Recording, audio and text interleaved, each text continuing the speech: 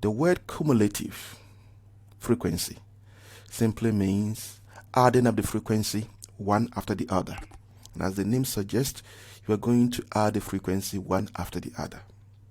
So the first frequency you see is 3, you put it down, and you keep on adding the next one after the other. So you add 5 to 3, that will give you 8, then you add 5 to 8, and so on. Now let's do cumulative frequency curve.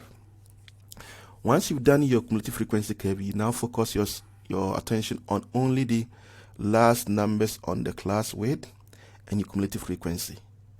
You plot them as coordinates. The way you plot coordinates, the height numbers that I've put mark around will be your x coordinate, and this will be your y coordinate.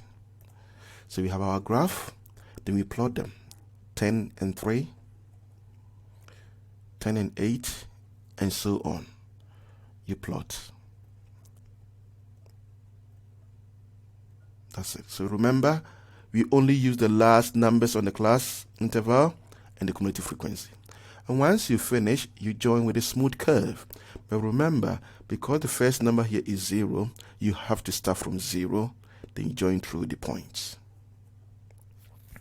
So this is how to draw cumulative frequency curve.